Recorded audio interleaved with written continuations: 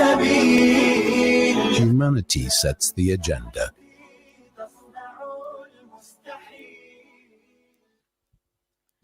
Welcome back. You tuned into Mid Morning Talk with me, Mariam Mia, only on Salam Media. And yes, now we're talking about a very powerful, strong emotion, which for the first year of our life is actually our means of communication. Yes, when we enter this beautiful world, and that is the first way, that's the first sound we make to actually announce our arrival. It's a cry. And when that cry happens, everybody around in that room where the delivery is happening is anxious, isn't it? The baby is delivered. Everybody is waiting for that sound, that cry to announce your arrival. Where the baby says, "It's with a cry we greet and we announce our arrival into this world." Yes, a very very powerful means of communication, especially within our first year of life. That is the way we communicate our needs, our being uncomfortable, our physical needs, any pain we might be experiencing, our need for attention is yes, by crying. And as time progresses, this emotion carries us through in terms of it's a way where we express our sheer happiness. Profound happiness is expressed often by tears, and so is profound sadness, frustration, loss, grief. This very powerful act of physical manifestation of various emotions is a cry. And that is why we decided today we need to discuss and honoring our tears, the benefits of a good cry. And cry is most commonly defined as the action of shedding tears in expression of distress or pain. But like I said, it's also an expression of emotions felt such as happiness, frustration, fear, even when we think of certain memories, and those memories evoke certain emotions that bring about crying. It is the human's body natural release of really strong emotions that we feel. And yes, so let's speak about our tears. And is it before it was socially inappropriate, especially in the workplace, in out there, uh, to express crying when we're feeling frustration, or even through a business meeting, uh, if you feel frustrated or angered by something, if you cry, is it weakness or is it your strength? And move on. So to help us understand the impact of crying and honoring our tears, I'm going to be speaking to NLP Life Coach Sister Shahista Ebrahim. Assalamu alaikum, Shahista, and welcome to Salam Media.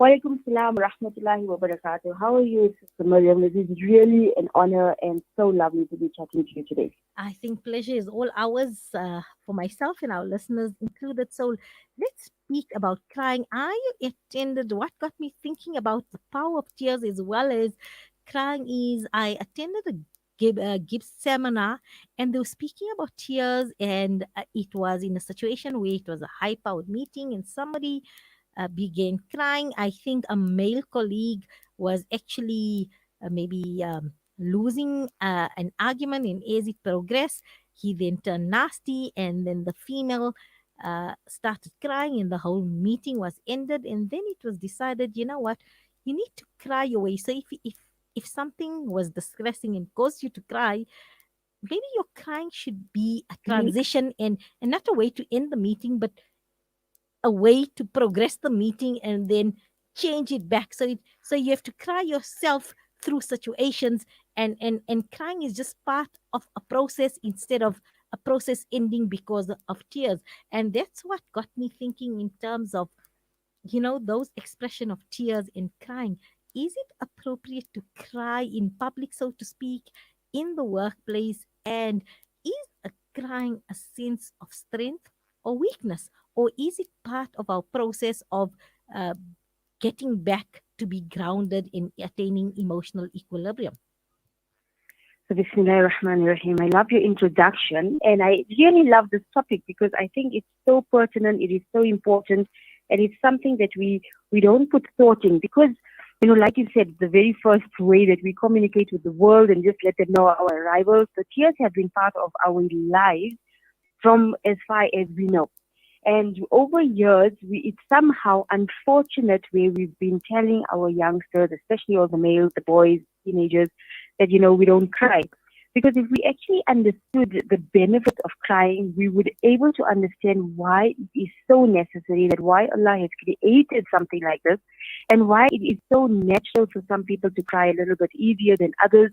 And it's an expression because, again, if it is, it was our communication, it was everything that was we meant to say, but it was the first and only way we knew how, like you said, for the first year of our life. So even now, sometimes when words evade us, and I speak specifically about this meeting that you went to, it's very possible that when words evade us and we don't know the right things to say, and sometimes we're just not sure how to express it, then tears are literally a very bold expression of how we're really feeling at that moment. We're feeling, really there's a lot of, fearful tears, there's frustration, there's anger, there's resentment, there could be irritation, there's a lot of emotions that are sitting there. And sometimes it's also about the person feeling lost and alone and not knowing how to express themselves with the right words to say. So that by itself, at that meeting, was really supposed to be sort of an eye-opener. And yes, alhamdulillah, tears are a beautiful way of release. So if we look at how Allah subhanahu wa ta'ala has created our bodies, and I think that's a nice place to start, then we see that there is always a way of eliminating, things that we don't need. There's an elimination process, and Allah has made this naturally. So you are eliminating foods that are not of benefit to you anymore. You've taken the goodness out of it. Our bodies have used all the minerals, nutrients, whatever it is meant to do for ourselves and our bodies. And everything that doesn't have its place in the body, it is eliminated. And that's why elimination is supposed to be daily. And if you're not going quickly to the toilet, example, then something's wrong, and you start experiencing different issues. And it's the same way when we sweat. So sweating is also a beautiful way of elimination of the body. So it's things that come out through the pores. And the biggest organ we have in our bodies are our skin. And then Allah created another way of release, and that is tears. So tears are a way of absolutely. So when we sweat, we even cool the body down. We bring the temperature down. If there's a lot of people have a lot of water retention, there's a lot of salt in the system or in the body, then it is even eliminated, and that's why our sweat is salty. So this is a beautiful way of keeping the equilibrium. And in the same way, tears do exactly that. So we know that tears are shed normally when we're happy or we're sad, we're angry, or some relating to some form of emotion. But tears actually have more than just role. But since we're discussing now, and I will go a little bit into that later, but since we're talking along emotions, tears are a wonderful way of expressing how we feel. In fact, there was I remember the story that when Nabi Sallallahu son cried, they passed away, he cried, he shed tears, and Sahabi came to him and said, "Oh, Nabi Sallallahu, like, I didn't know that we meant to cry, and you cry." And he said, that Allah has put, softness in my heart and kindness, and that's what it represents. And if you don't know how to cry, then, you don't have that. And he hugged his children, and the man said, "But in my life, I've never hugged, and my kids." And he said, "Well, that's sort of a deprivation." So somebody who doesn't cry is actually holding a lot of stuff inside, emotions inside, and that needs to be released. And when you do cry, there's a sense of calm. There's a sense of, I love the word you use, equilibrium. That balance that the body needs to feel, it really, really is so beneficial. And it's amazing. So when you look into tears, there's actually, right eye compared to left eye. They said if a person is crying out of happiness, the tears will first fall out of the right eye. And that's so interesting. And if you're crying out of sadness, the tears will fall out first out of the left eye before it is, comes out from both eyes.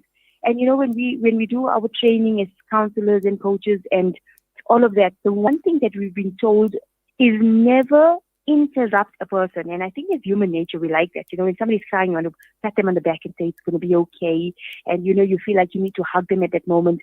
Actually, we're told to completely let it go. And some people have known to cry for 10 minutes nonstop and you just don't get involved. Because sometimes more than a therapist can do is that crying has exactly the same effect. It's just about things that have been there, stuff that has been sitting there for so long, affecting the person, finally comes out. And the nice thing is, we know when we exercise, we have endorphins, we have all of these oxytocins, we have all of these lovely feel-good chemicals. Tears carry all of that as well. There are endorphins in tears. So the minute we cry, we're supplying our body with oxytocin, which is a feel-good hormone. We're supplying our body with endorphins. So a person that normally cries it all out will say, I had the most restful sleep that night. I can't tell you how light I feel. I feel so much better. This is a beautiful, natural way that Allah has created for us to actually release and gain some equilibrium. And again, we teach our children, and some, especially our males, you need to be manly, you need to be tough, you don't need to cry. And I think that's actually a very disservice that we actually giving them, because it's wonderful and it's very powerful. And I think it takes an important message, but it takes a big man to sort of reduce himself to that level in order to express something that maybe words just won't. I think it's actually bravery more than anything, because not the average man won't do it unless it's something very close to his heart. So yes, tears are important. They bring equilibrium. They are about complete release.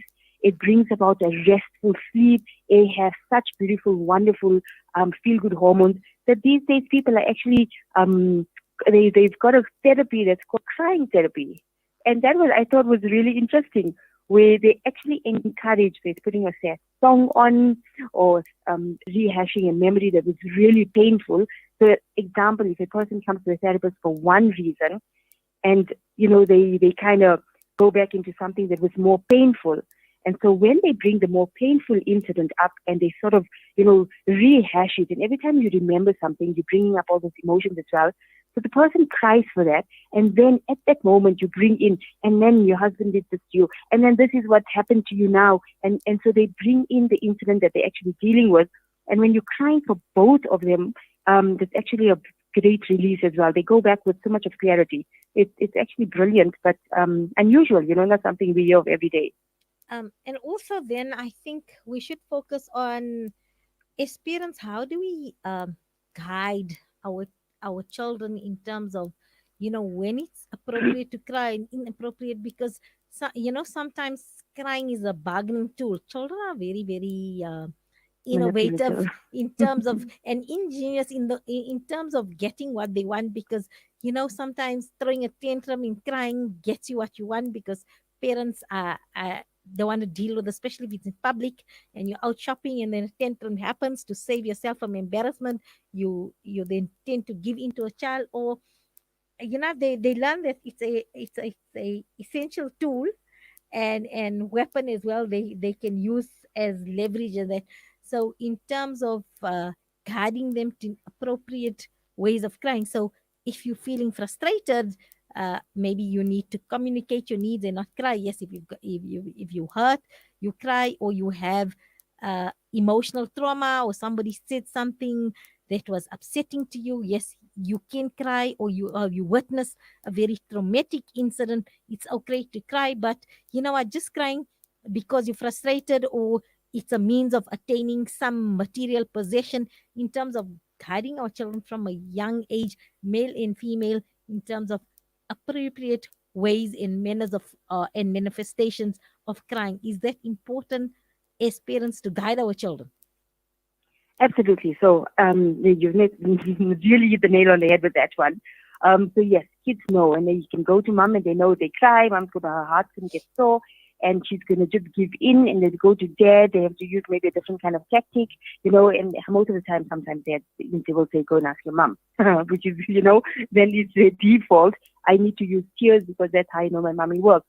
So I think as parents, we need to express that when there's pain, we need to allow, when there's physical pain, yes, then there's definitely you allow tears to happen, because that is a good release, and that is making them feel good, and that is getting out of them all the trauma relating to maybe a bad fall, a bit of a shock, or whatever. Some people, if you shock them, they will first laugh and immediately go into crying. Some people just react, and kids as well, differently, So those are things that you would allow.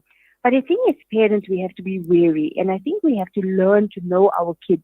So give them a chance. I mean, the tears come once, and you agree with it, you go with it, and see if what they say and they promise they will deliver. Because we need to, as parents, also bargain with our kids. Because when, as parents, we give our kids everything that they ask for, all we're teaching them is to become dependent. We are doing an absolute disservice. We're disabling them from becoming powerful, from standing up for themselves, to being independent. All we're doing is we're teaching them from young, give them, when you see some child crawling and they want to go and catch a ball, and sometimes mom is there, she'll roll the ball to them. We do things like that and we don't realize. But then from very young, we're teaching them, I'm always going to be there to pick up the pieces for you. So if we give our kids a chance, they cry, please, I want to go to my friend and I really want this. And, all the friends are going and they use it that you're the worst parent because you don't allow what other people allow. That's fine, all well. But say, okay, in exchange, because we always give, we ask nothing in return. And I think when we start asking for something in return, we then make it difficult, a little bit more difficult to just want all the time, because now they have to give something in return. And I think that's a beautiful lesson in life, because none of us are here getting a free ride. We all have to work our way in some way. We all have to be bargaining and exchanging and doing things differently. And so if we teach our kids from young, no problem, I'll meet you halfway, but you have to meet me halfway, because parenting isn't about just giving in. Parenting isn't. I think we have got the concept slightly wrong. Generally, if you have we meet a lot of people on these courses, and we have a lot of, particularly white friends, Christian friends, people that are a little bit more, and they find it very fascinating with us as Indian, especially Muslim people, where we really keep our kids at our side, we help them, we take them into our business, we literally want them to live with us so they can save money, so they can pay for their nice, comfortable house one day, etc., etc. And we think this is good parenting. And sometimes all we're teaching our kids is literally to depend on us. So teach them from young. If you want something, you have to give something. And my kids are adults now, so it's kind of hard to do that now because, it's a bit different. But when they were younger, I loved the idea of a contract. I'd heard it at somewhere, I can't remember. And I thought it was brilliant because contracts are very binding. So even if it's a piece of paper and the mom says, I will agree that you can have a sleepover, but you have to, example, phone me or let me know every half an hour where you are if they're going out. You have to make sure that you have to wake up for Fajr. So for Fajr, you have to phone me to wake me up, then I know. So we put certain conditions. Because as long as there's a condition, that child's going to know that it's difficult to always ask for what they want. And so then they don't get into manipulation.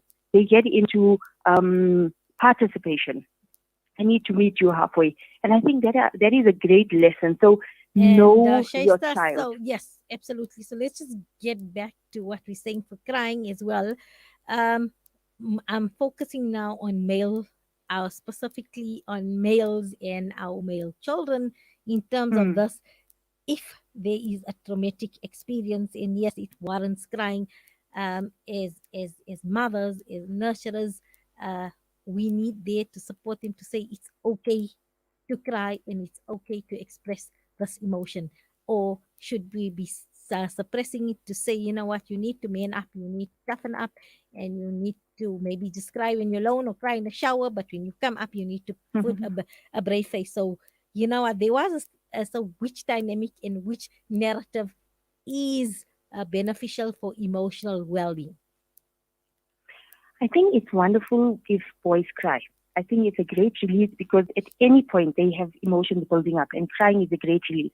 If not crying, but if you know they're going for exercise, if they know they're working hard at the gym, because crying is not the only way. We have exercising, we have there's when you're frustrated, exercise at least the one of the best. And for males, so if your son goes to the gym and so he doesn't want to talk about an issue, he's not crying, but he's getting a release. When he comes back, he's bushed, he's sweaty, his head is, like almost wet, like he's had a shower at the gym. That's great. So if that particular child doesn't cry, it would be fine because he's found an alternative of release and letting go.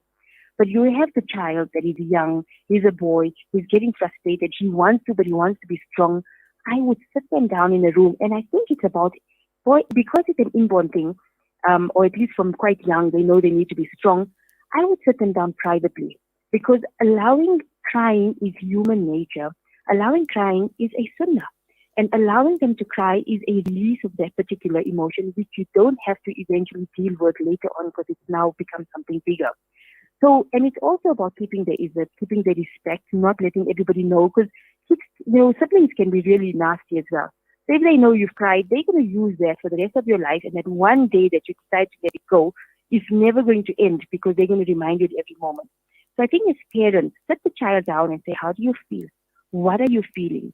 And really, they feel like they're in the brink of crying, close the door and hold the space for them, which means no interfering, no saying what they should and shouldn't do, just allowing the expression. And if they feel that at that moment they want to hug, they come back, they come to you in their tears, that's fine. You work with them. You don't, assume that this is how it should be done.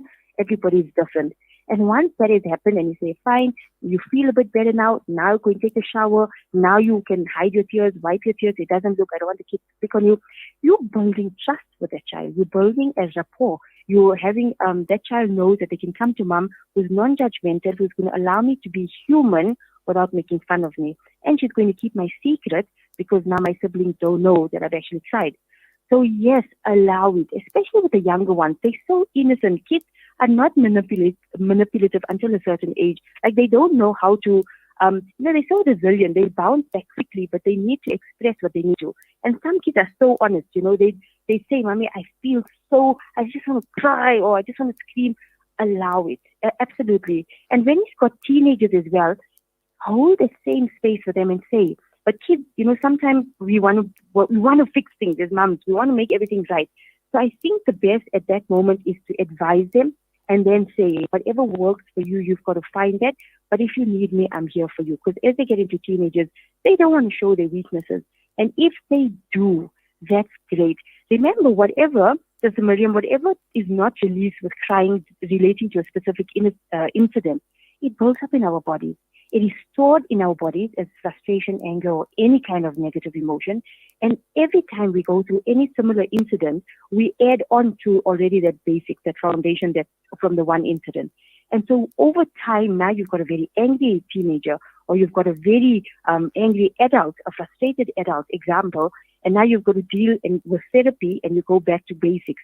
So if there's an opportunity, I would allow and encourage parents to have that expression through tears, absolutely, but do it in a non-judgmental, non-funny, not making fun of them, expressing how you want them to, because that builds trust and respect for each other, and it's also a good release, alhamdulillah. Jazakallah for your time and imparting us with that knowledge and just, chatting about something that, we don't really engage and have conversations about. And I know sometimes people say, I often hear people say, I had a good cry and I feel so much better. So, yes, let's embrace a good cry. So, as I said earlier, so that we can find that equilibrium and Yes. reach that space of emotional wellness and well-being. So if something you have not mourned for something maybe that happened, in your past, and maybe the distant past, or just happened recently, and but you didn't mourn it, whatever it is, then maybe go ahead, have that good cry, because as our sister Shahista says, you have a release. It releases chemicals as well that make you feel better. And yes, you can soldier on and move on. So Jazakallah for your insight into the topic and honoring our tears in having that good cry. And may you be under the mercy and protection of the Almighty, and look forward to chatting and engaging with you on another topic in the Absolutely. future. Absolutely. I look forward to you too. I'm so glad you spoke about this, and I'm so glad you just quickly mentioned men. I tease my husband all the time. I've been married to him for a really long time, and he hasn't cried in front of me once. So it's always a thing between us, like, how have I not seen you in all these years even shed one tear?